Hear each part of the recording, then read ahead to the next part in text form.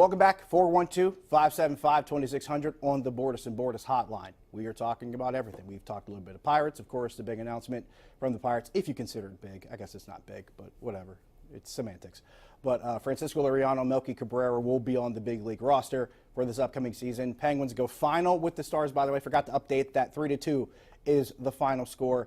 And, of course, plenty going on with the NCAA tournament. A couple games that are in progress right now. And so far tonight, no big upsets as far as the Sweet 16, but there's still a whole bunch of games tomorrow, and there's still a lot that can happen, and there's still a lot of sorrow that can come because of it, because people's brackets have been ruined.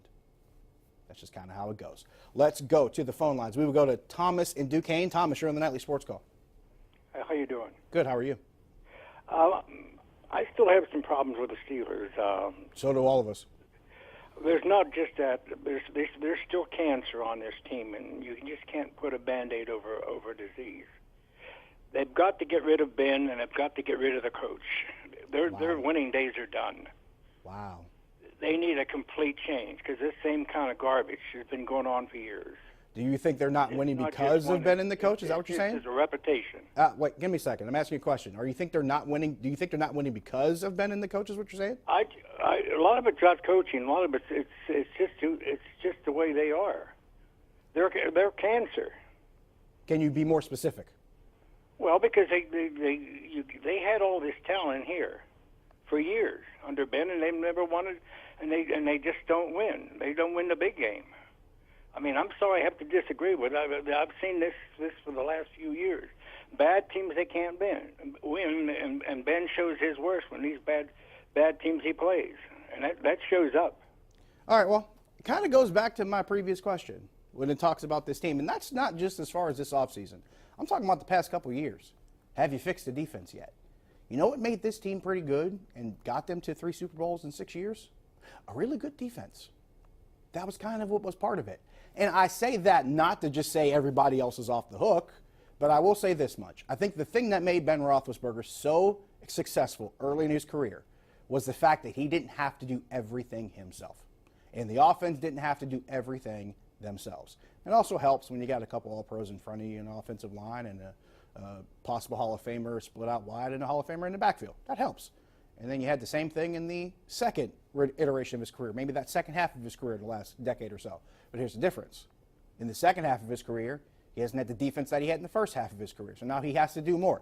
If you go by the numbers, if you look at the number of games where Ben Roethlisberger throw more passes and make more attempts, the Steelers' record is not good. If he has to do a lot of things by himself, the results are often bad. They have to try to find a way to fix that defense, create some kind of balance, and not make him the focal point of your game plan. A 37-year-old quarterback being the biggest thing on your offense, that is something you do not want to have to rely upon. You want to have balance in your offense. You want to have some kind of talent at wide receiver. You want to have balance at running back. Here's the thing. A lot of people aren't willing to give James Conner a final grade yet. They think it's an incomplete because it's one season as a starter. Yes, he played 13 games and made the Pro Bowl. That's great.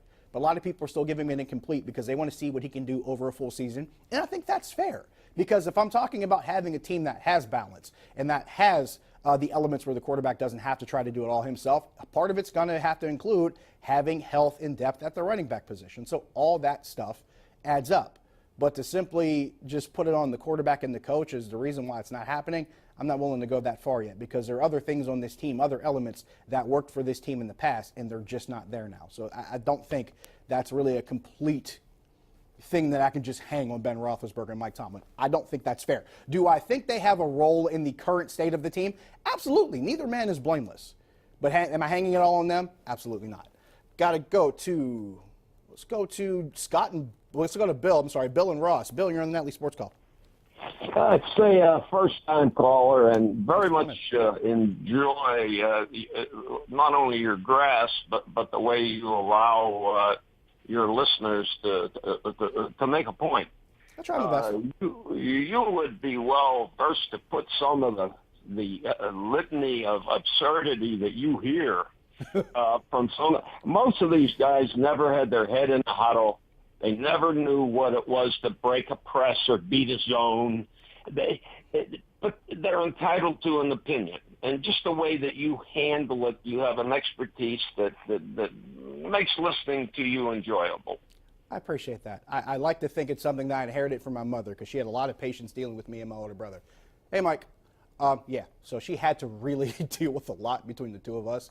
I'm sure my sisters didn't always see the greatest of us either sometimes. But hey, but yeah, it takes patience. Let's not kid ourselves. At the end of the day, maybe it's the fact that I just don't allow myself to take a lot of this seriously.